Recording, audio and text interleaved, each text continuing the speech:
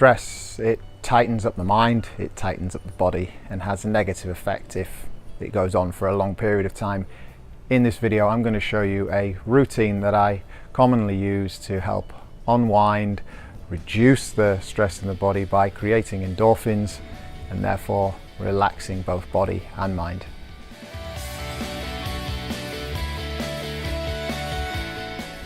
To complete this stretching routine for relaxation, you're going to need a couple of things. You're going to need a Swiss ball, a foam roller, for which I'll put links in the description below, and also somewhere to do the stretches, and preferably a mat. Please be aware, this is not a stretching routine for improving biomechanics specifically, so we're not looking at corrective stretching that's specific to your body. This is all about creating a relaxed, calm body-mind by increasing endorphins through stretching. So it's not about creating more balance necessarily physically. Okay, with that being said, if you're new here, please also subscribe to the channel for more videos like this, and let's get into the stretching routine. So to begin with, you're going to need to lay yourself along the foam roller with your arms out, one palm facing up, one palm facing down, and you're going to look at the side that the palm is facing down. Take a nice deep belly breath, press the back of the hand down that's facing up, palm is facing up, and then breathe out and switch the head to the other side and also switch the hands over. So this is doing multiple things. This is helping to restore neutral alignment through the spine. It's also helping to mobilize the neck and shoulders, and also helping to relax the muscles in the lower back particularly. Take your time, really focus on the breathing with this exercise. As much as anything, yes, the movements are important, but this is a really good opportunity just to really switch off, relax and unwind and get focused on your breath. That in and of itself is a fantastic way of relaxing, just focusing in on the breath. So into the second movement. Again, this is focused on extending the spine because most of us sit all day at a desk. A lot of people have got quite poor alignment through their spine, so this is a fantastic position to get into to extend that spine. Also, it's common for people to overuse the abdominal muscles when they're exercising, so they can become quite tight. This is brilliant at opening up the ribs and stretching the abdominals. And talking of stretching the abdominals, we're into the second movement. All of these movements, by the way, you want to stay in each position for at least a minute. The first one probably 3 to 4 minutes, and then subsequent movements 1 minute. So here, just laying over the Swiss ball on the side, we're going to stretch the obliques, which are the muscles that run from the hips all the way up the side of the body. And so you can just find different positions and be quite dynamic with this. Sort of learn to feel where your body feels tightest, where it feels a little looser, and move into those tight spots to get the best stretch out of it. With this one, about 30 seconds on each side will be fantastic, giving you that minute in this position. But because it's stretching and relaxing, this routine, if you find that certain movements you want to sit into for longer, absolutely go for it. That's your body's wisdom telling you that you probably need to. So this is the upper trapezius stretch. Drop the head away from the side that you're sitting on. So you see I'm sitting on my left hand here, so drop my head to the right, and then slightly looking back towards that left side will tend to favour more the upper trapezius, which is one of the muscles that will start to tighten up when we're under stress or feeling stressed. So you can see on the right hand side here, I'm dropping the head to the left and then rotating back towards that right hand side. I'm not pulling with the arm, so I'm just having, just keeping a nice light pressure, so the weight of the arm is doing the stretching. I'm not pulling on the head at all, so just be mindful that you don't want to be putting excessive force through the neck. So the next one is going to look quite similar. So we're sitting on the left hand again, but this time we're going to rotate the head towards the right hand side, almost looking down at the armpit, if you like, on the right hand side. Now this is stretching the levator scapulae muscle in a similar position in the neck to the trapezius, upper trapezius that we've just stretched, and also one of the main muscles that does get tight when we're under stress or feeling stressed and pressured.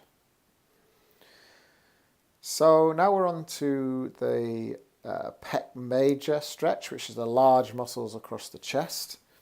So in this position, arm out at about 45 degrees, palm down on the ball, and over the time that you're in that position, you're just going to slowly, with the breath, sink down towards the ground.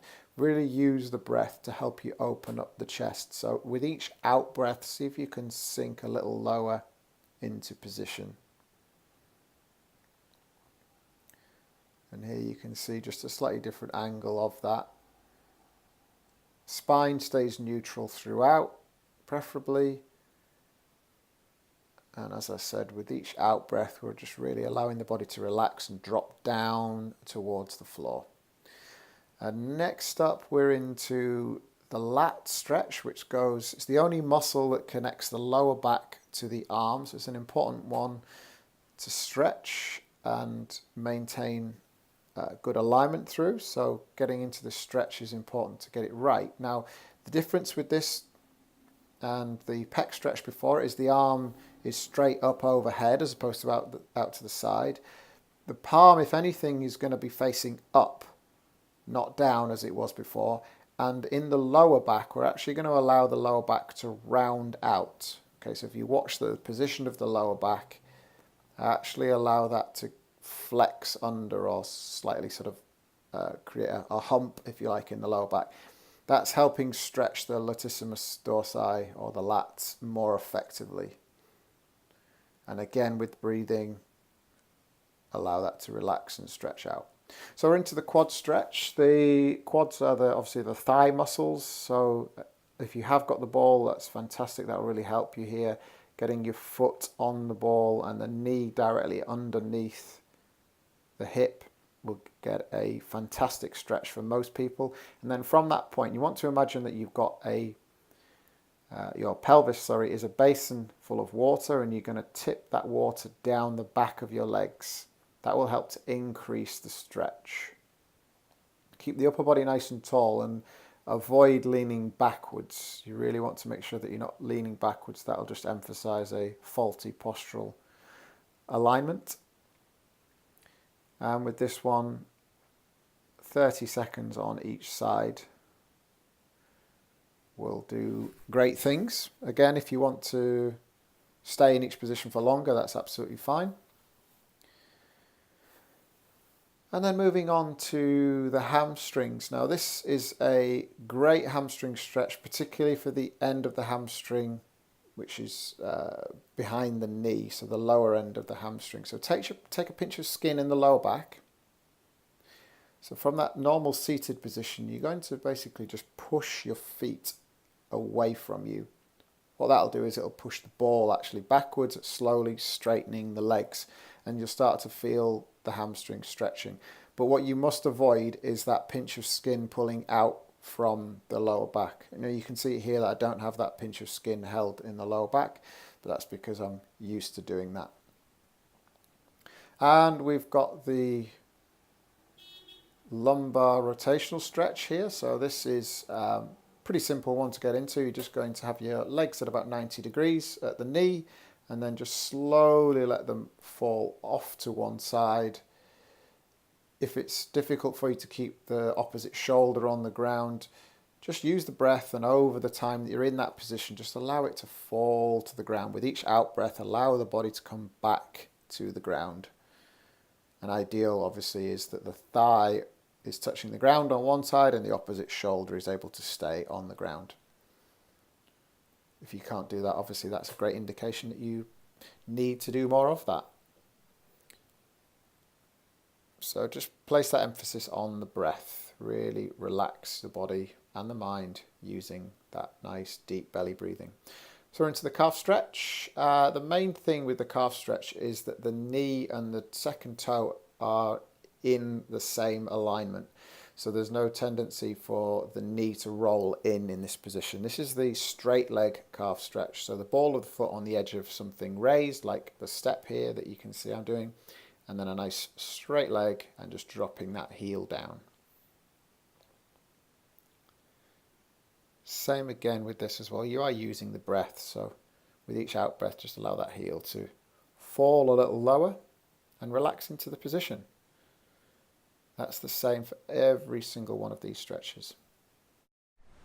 Thanks for watching the stretching routine this week. I hope you now feel more relaxed, calm, and ready to go about your day or to head off to bed in a more relaxed way, whatever you've used the stretching video for. If you haven't already, please subscribe to the channel and we'll see you again soon.